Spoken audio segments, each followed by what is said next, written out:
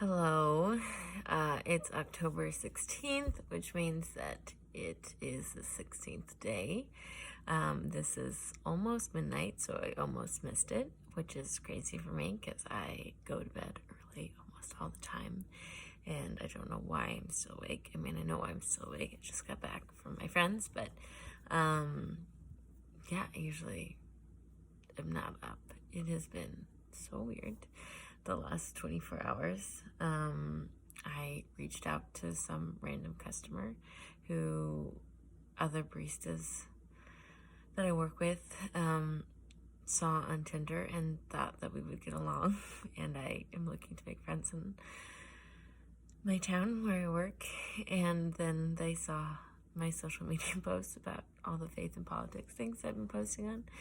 And they got confused, which is very reasonable since I never post about this stuff and this has just been a weird time.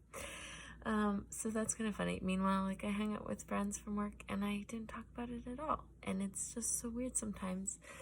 With your eating disorder, you can have things that are a big part of your life and really belong in a certain area, or they're just they're important there. I guess it's when you work and you don't bring it home, which I rarely have ever done, but it's this outlet to talk about my faith is, like I said, when I started doing this eating disorder journaling, that I was trying to access other parts of me that I hadn't been able to access because I'd spent so much time and energy trying to manage my disorder over the years.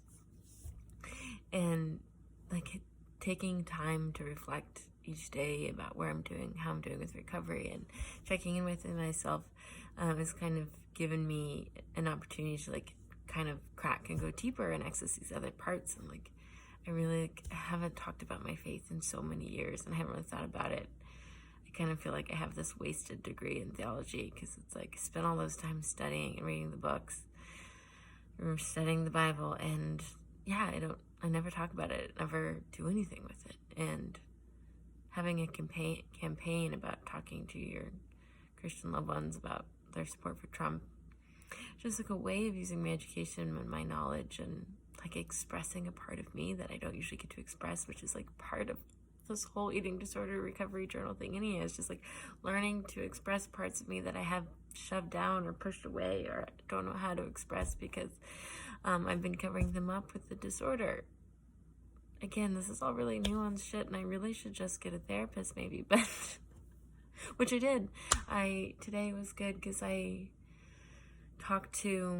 reached out to a dietitian in the area. They're an hour away, and so now I will have a dietitian once my health insurance kicks in.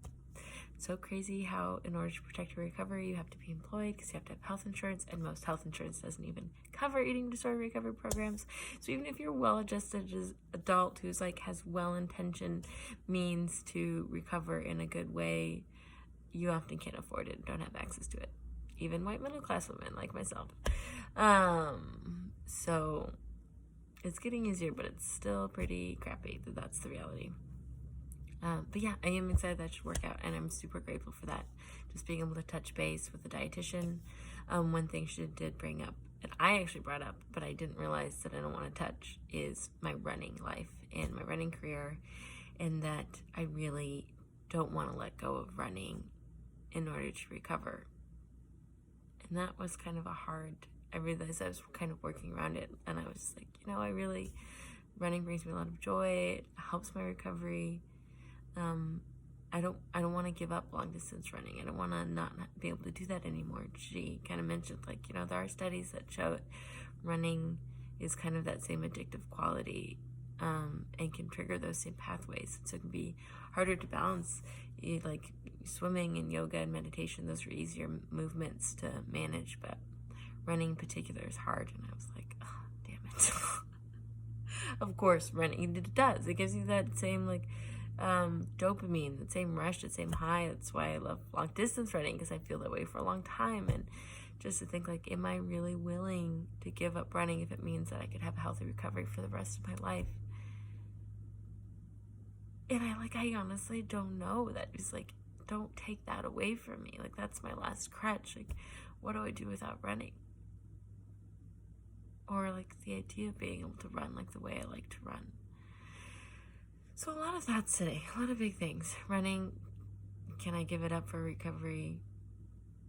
Trying to meet friends and not come across in a kind of crazy way, but also like fuck that and be super authentic. And like finding time to, I don't know, express the things and who I am in ways I haven't gotten a chance to do before. So I'm still figuring it out. This is helpful, but it is late. And at this point, it was just about not missing a day sometimes.